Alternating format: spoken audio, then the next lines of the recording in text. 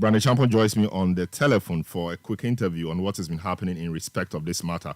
Hello, good evening, sir. Good evening, sir. Welcome to Eyewitness News. What's the matter really? You don't think the minority caucus should have visited the protesters to perhaps understand why they are there and offer them some assurances? Good evening, Salom, and good evening to your listeners. Well, absolutely, there's no problem with the minority visiting the protesters. I don't think that is what is an issue. I see, because in the voice clip, we heard you questioning why they should be there and saying that as former deputy finance minister, what do you know about these payments, etc. So I was just wondering why you thought that their visit there was unnecessary. Well, I think what was surprising that I was questioning was that I had visited the protesters last night around 7 p.m.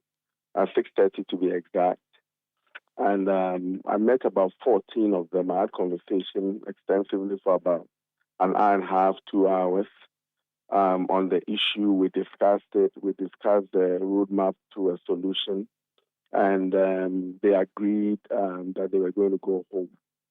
That was about, when I was leaving the premise, it was about 8 p.m. Now, midnight, 12 midnight, I drove past the place and I saw only two of them. Three. Two adult women and then one man there. Now, this morning at 7 a.m., I also went to the place to find out if they were still there. And I saw about the same two women, the gentleman that in question, and two more new people. This was around 7 o'clock. When we had a conversation, our understanding was that they were going to go home. Today, before end of day, I will communicate with their secretary when they were going to get their payment. And then next week Friday, we're going to meet and discuss how we will better their business so that they can continue to do their work. So I couldn't imagine that anybody would be there today. Now, just around 3-4 p.m., I had information that they had regrouped and the minority had visited the place, was going to give them food and drinks and water. And the minority went with the parliamentary press, in an attempt to, let me put it this way, stage a show.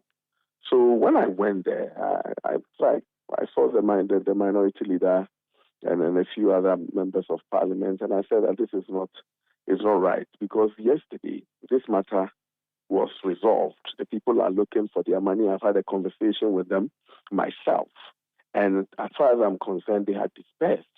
So on what basis do they come again to meet the minority, this time wailing, waving placards, crying, and being fed by the minority, giving water, sympathizing with them? I found it so dramatic. And so I think in my state of shock, I confronted to that, this is not just right. We cannot capitalize on the pains of people to do politics with it. So that is probably how that came about. I see. But it appears that, of course, maybe you spoke to them, you were under the impression that they had left, but perhaps they came back. And we have spoken to them, and the general feeling is that they do not believe anything government tells them anymore. They've been promised a few times. It cannot be the case. And they've been promised a few times, and it's still the same. So far, yes, you respond. So, for example, they've been picketing at the place since Tuesday. When we spoke to them, they said nobody, even from the organization on whose premises they were, had even come to share any word of encouragement or assurance with them. So it came as a heartwarming news to hear that you had gone there yesterday and spoke to them. So perhaps they are not encouraged by the scheme of things or how things are panning out. And so anybody who presents themselves with a listening ear, they will talk to the person. Perhaps that is why they spoke to the minority. But are you saying that they wouldn't believe I cannot solve their problem and that the minority will solve their problem? Is that what you're suggesting? No, what I'm suggesting is they have told us that many people from different quarters of government have promised them And so I am the Minister for Food and Agriculture. Very well. Yes. And I spoke with them yesterday. And are you suggesting that they didn't believe me? And that on getting notice that the minority was coming there, they came to meet them because they believe the minority. Is that what you are suggesting? Not really. But what I'm saying is that they will do whatever it takes to keep their matter in the news. Here we are talking about this situation. If they hadn't responded to the minority, or the minority hadn't gone there, probably we may not have been discussing this. So it is their interest to keep the matter in the news. Discussing it today in the news is inconsequential. It doesn't solve any problem. I am saying that yesterday when I went there, I solved the problem with them. We had a conversation. The matter had come to rest. It was done. It was settled. They were to go home. It rests with me. I am the Minister for Food and Agriculture. And yesterday they believed me. Okay, and today I had a conversation with the necessary stakeholders, and I was going to, end of day today, communicate with them how they were going to get paid and when they were going to get paid. I promised them that next week Friday we're going to have a stakeholder meeting, buffer stock, the ministry, and the at least the top 20 suppliers to have a conversation on how we can better their business. If they don't believe this, who else would they believe? And I'm saying that when we finished that conversation yesterday, that was the end of the matter. As far as I'm concerned, between us and them, there was a roadmap to a solution. And we were to go home and wait while the conversation goes on. So for them to all of a sudden come again to meet the minority, with cameras and to start all this conversation again, I think that it was a show that was completely unnecessary. Because it doesn't solve any problem. Very well. So now let's go to the solution to the problem. So you encouraged them and told them that there was a roadmap. But when do you anticipate that you will begin paying them the monies you are owed them? They said you owe them quite a bit. And before that, can you confirm whether the government owes them in excess of 270 million as they claim? Well, I cannot confirm whether government owes them. We don't owe a group. We owe individuals. But cumulatively, are you able to tell? No, I'm not going to put somebody's business on radio. We owe individuals. We don't recognize any grouping. We owe individuals, and I'm not prepared to put any individual invoices out. What I can firmly assure you is that a lot of the reconciliation that I had directed has been done. It's clear who we have to pay, and it's clear who we don't have to pay because of suspicions that surrounds their invoicing.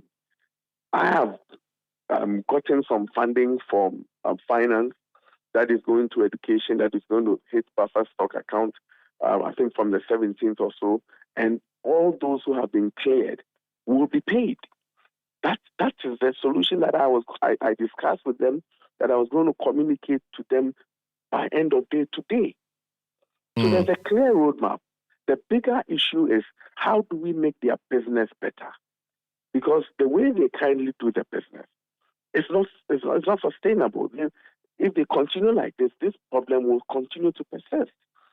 Because they should tell you how they do their business. I see. The way that anybody can, present these papers that are supplied food and just on the face of it, compile it and pay. I don't think the government of the Republic of Ghana can behave in that way between itself and its suppliers. Jonathan, and these things will cause delays. But luckily, a lot has been reconciled. Payment has been is being processed for them, and it will be paid them. I think from the 17th, they will begin to receive their monies. So about how much are we looking at in terms of those who have been cleared and for those, reconciliation has been done for? How much is government, owed, or how much is government owing them in terms of the clearance you have done? I think I can assure you that from the 17th, those who have supplied and have been cleared will receive their monies. But how much are you disbursing? Not the total amount you owe them, but how much are you disbursing in all from the 17th? But I think the answer will be the same, sir. That from the 17th, we will begin paying the suppliers that they have validated. But now the root cause of it, they said that this happened or they made supplies about 2 years ago. What held back payments? And the other point they make also is that you've stopped engaging them. You, as in the ministry or government, has stopped engaging them, and our government has a new set of people it is dealing with. That is also a problem they have spoken about. I'm not aware. I don't think that there's a monopoly for who should be engaged in the business as and when new people are introduced or new people apply to be suppliers. And I think with a capitalist society, anybody that wants to do business with buffer stock can apply, be vetted, and join the business. I don't think it's the preserve of a certain set of persons. So I'm not too sure that people joining or people not joining is an issue. If you are a business person who is supplying to buffer stock, I think you should focus on supplying the best products to buffer stock, and when you submit your invoices, the invoices will be processed and you'll be paid. I think that's what we should focus on. Very well, but they also think that if you kept engaging with them and you kept paying and owing, of course, that's a business relationship. Maybe it wouldn't have come to this point, but because you don't engage them again, and now you have new people you are paying and dealing with, they found it quite, unfair that, you are paying new people, but the old debt hasn't been settled and they are struggling, their businesses are struggling. Well, to be honest, I don't know about this. I see. But Minister, are you quite concerned that these days it appears the only language government responds to is protests like this? We saw a couple of months ago the school feeding program people in Kumasi. We see in Accra pensioner board holders. We see the IPPs. We see quite a number of people protesting before government attends to them. Is this a concern to you, really, as a minister of the regime? I think this is what we call in propaganda stacking. It is not an issue. The people protesting for various reasons didn't start today. From the days that this country was declared independent, people have been protesting for various reasons. So I don't think that adding 3 or 4 or 5 protests by people making some demands makes it a case that this government is the only language that this government responds. So I think it's most unfair.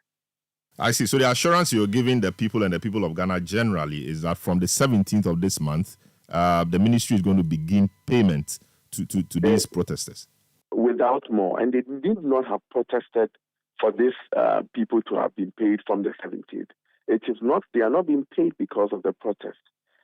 Because the monies we had a timeline that we're going to receive the money, and we knew when we're going to start the payment. Yes, they protested, and it has forced us to come up, tell them the date. But that is exactly what, if they were protesting, why don't we just pay them today or pay them Monday? So the 17th is what has been on the plan, and that is exactly what we have kept. And that is what I mentioned to them today. So it is not a protest that is getting them paid. In the past that they have been paid. Indeed, in the past there have been delays, but they have been paid anyway. So it is not a protest that is getting them paid. But that is a roadmap. But that is where I can perhaps agree with you that if this communication had gone to them, then maybe it wouldn't have happened. But the picketing and the protest is not what is causing them to be paid, and that is a fact. We appreciate your time, and we also hope that the communications lines will be open so we don't see this situation again. Thank you so much, the Honorable Bryan Acheampong, Minister for Food and Agriculture of our Republic. Thanks so much for speaking to us on Eyewitness News.